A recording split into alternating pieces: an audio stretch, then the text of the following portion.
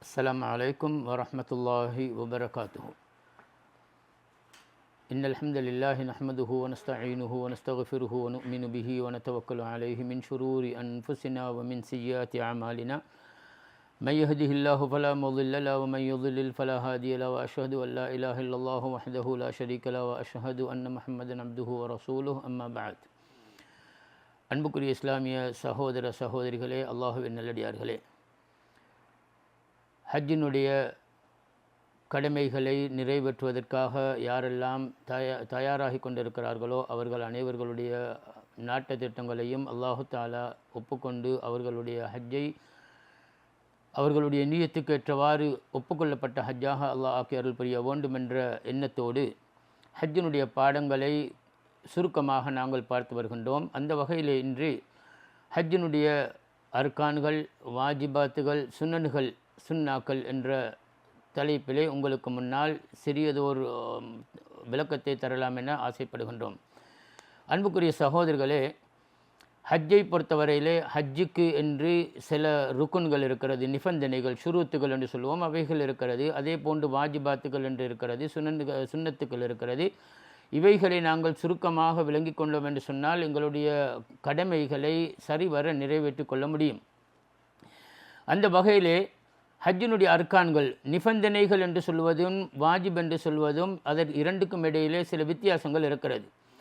அர்கான்கள் அல்லது நிபந்தனைகள், ஷுரூத்துகள் என்று சொன்னால் அவைகள் ஏதாவது ஒன்று விடுபட்டால் எங்களுடைய அமல்கள் அனைத்துமே அடிபட்டு விடும். அது எந்த ஏற்றுக்கொள்ளப்படக்கூடிய அமலாக ஆகிவிடாது. ருக்குன்களிலே மிக கவனமாக இருக்க வேண்டும். ருக்குன்கள், ஹஜ்ஜை பொறுத்தவரையிலே ருக்குன்கள் 4 ருக்குன் இருக்கிறது. ஒன்று, எந்த ஒரு அமலுக்கும் நீயத்து மிக முக்கியம் என்பதை நாங்கள் அறிந்து வைத்திருக்கின்றோம். அதே போன்று ஹஜ்ஜுக்கும் நீயத் என்பது மிக முக்கியமானது. இன்னமல் அமாலு பின்னியத், எண்ணங்கள், அதாவது எண்ணங்களை பொறுத்து தான் எங்களுடைய செயல்கள் இருக்கிறது என்று ரசூலுல்லாஹி ஸல்லல்லாஹு அலைஹி வஸல்லம் அவர்கள் சொல்லித் தருகிறார்கள். ஆகவே நீயத்து மிக முக்கியம். எஹ்ராம் என்று அதற்கு நாங்கள் சொல்லுவோம். அந்த எஹ்ராமை பொறுத்தவரையிலே நாங்கள் எஹ்ராம் என்பது நீயத்தை குறிப்பதற்குத்தான் அந்த எஹ்ராம் என்ற வார்த்தையை பயன்படுத்தப்படுகிறது. முதலிலே நாங்கள் எஹ்ராம் செய்ய வேண்டும். எஹ்ராம் என்பது நீயத்து வைக்க வேண்டும். ஹஜ்ஜை நிறைவேற்றக்கூடிய 3 வகையான ஹஜ்ஜு என்று நாங்கள் சொல்லியிருக்கின்றோம்.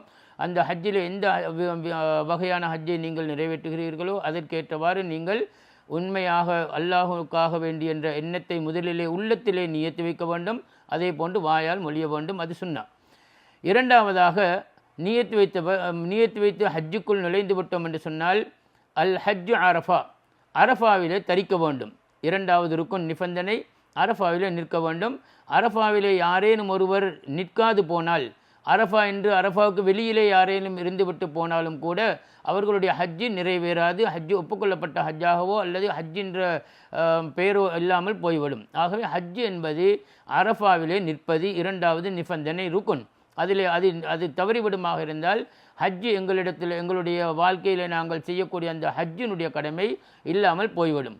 மூன்றாவதாக தவாஃப் செய்வது, தவாஃபுல் இஃபாதா என்று சொல்லுவோம்.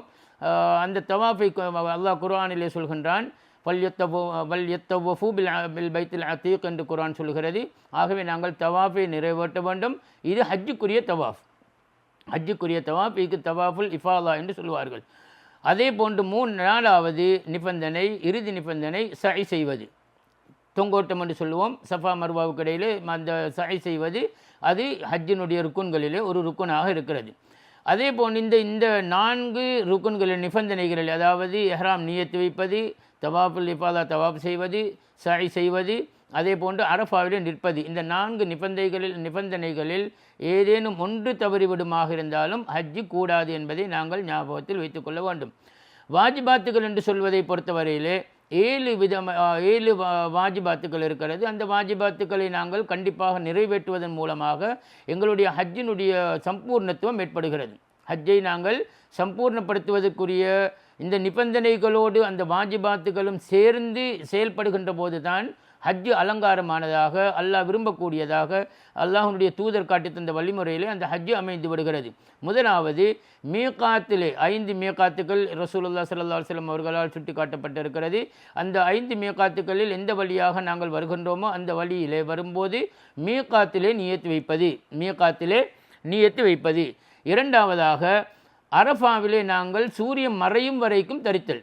அரஃபாவிலே சூரியன் மறையும் வரைக்கும் நாங்கள் தரித்தல். அதே போன்று முஸ்தலிஃபாவிலே, அதாவது அரஃபாவை முடித்துவிட்டு முஸ்தலிஃபாவுக்கு நாங்கள் சென்று அதாவது 10வது நாள் இரவு, 9ஆம் நாள் பின்னேரம், அரஃபா நாள் 9வது நாள் என்று சொல்லுவோம். அதற்கு பின்னால் சூரியன் மறைந்ததற்கு பின்னால் முஸ்தலிஃபாவுக்கு சென்று முஸ்தலிஃபாவிலே நாங்கள் தரித்தல். இது வாஜிபாத்துக்களிலே ஒன்றாக இருக்கிறது. அதே போன்று 10வது நாள் நாங்கள் மினாவுக்கு வந்து விட்டோம் என்று சொன்னால், மினாவிலே 10வது நாள், 11வது நாள், 12வது நாள் அல்லது 13வது நாளையும் சேர்த்து நாங்கள் இரவையிலே மினாவிலே தங்குவது, இது வாஜிபாத்துக்களிலே உள்ளது. அதே போன்று ஜமராத்துக்களிலே கல்லெறிவது,